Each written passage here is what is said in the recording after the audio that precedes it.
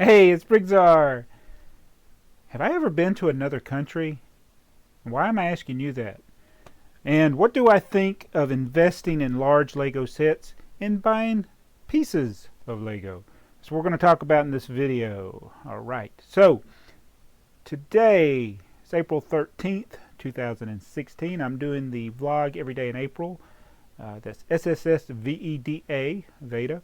And that was started by Amy Schmidauer for the group that I'm doing it with. So anyway, I just wanted to let you know that as we get into this video. And that's where we get the topic of have I ever been to another country? And then we're going to consider these two back questions from the same person, Low Mango. Which should I go to first? When we start with Low Mango's questions, and he says, what do you think of bricks and pieces? That's something on the lego.com shop at home, whatever you want to call it, website where you can buy individual pieces. And it's usually used to buy missing pieces or order specific pieces from sets that are currently available. And a lot of times people go in there just to buy the rare pieces, and they usually you can tell because you go there and they're sold out. Overall, I don't have much use for it because it takes a long time usually to get your pieces when you order it. Although if it is the rare pieces, you can get them a lot cheaper, but regular pieces, it's too expensive. So I usually don't use it. I don't use bricks and pieces that much, but if you're really savvy with it, you can stock up on some rare items.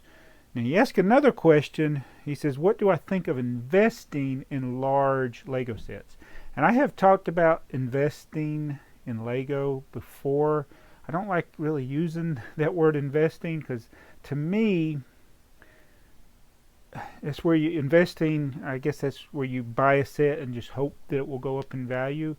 I like to buy the set and it's already worth more as soon as I bring it home from the store, and I don't have to worry about it going up on value. So that number one way to do that is clearance or buying a set that's in demand and you can part it out and it'd be worth more.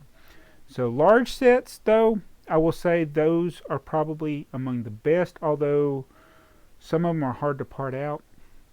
I bought a bunch of the Batman tumbler sets, very hard to part out.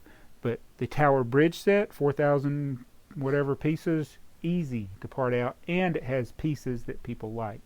So I would, if I was going to buy sets to part out that were large, I would get ones that don't have numbered bags like the Tower Bridge, and stay away from things like the tumbler or even that helicarrier set. I think that one would probably be a hard one to part out. So you're probably thinking though of just setting it aside and waiting. I just think that's you're tying up money for a long time, but hey, it might work out for you like it did with the people that bought the Millennium Falcon UCS set.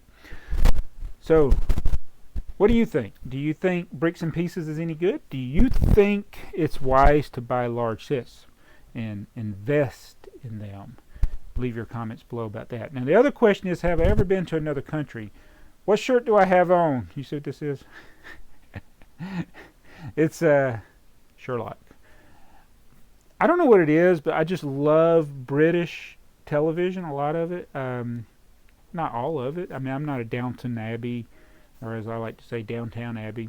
I don't like that, but I like Sherlock. I like some of the old comedies from the 70s and on into the 80s, like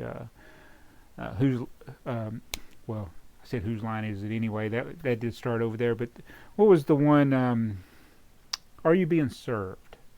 I like Monty Python. I like Keeping Up Appearances. I like Mr. Bean. That's like one of my favorite. And check out my channel, Trains Are Fun. I got me a special haul. It's kind of related to Mr. Bean, but it's gonna be something that was in Mr. Bean. That is the reason I bought it. But I just love a lot of British things. Me and my wife will watch some of the comedies and just laugh, and we'll watch them over and over again. But so, have I ever been there? Yes, but it was a long time ago. In fact, it's almost exactly it is exactly 30 years ago that I was in London, and we went to Canterbury and Dover in the UK, and that was spring break, my senior year in high school. And I loved the trip. Unfortunately, I was not very savvy with the film cameras we had at that time. I had a really cheap camera anyway. I didn't take a lot of good pictures. Um, like some of them were kind of fuzzy. I wanted to take pictures of trains when I was there, and some of those didn't turn out. I'm going to show some pictures that we did take that did kind of turn out, but I took like a picture of the building that we stayed in. I tried to take pictures of the White Cliffs of Dover. I took pictures of a kid wearing Magic Johnson's shoes, which I had the same shoes. I think I should have taken a picture of my feet for reference, but I was like, oh, I'm in London. He's got the Magic Johnson Converses. All right.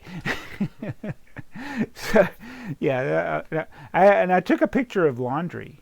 I was riding the train. That picture didn't turn out, so I don't have it to show you. But I wasted it. I have no good pictures of like the locomotives or the other trains. I have no good pictures, and I just totally wasted opportunity there when I was in London. I loved the train stations. I loved riding the London Underground and the intercity train. I actually bought a N-scale model train of the intercity train that was there.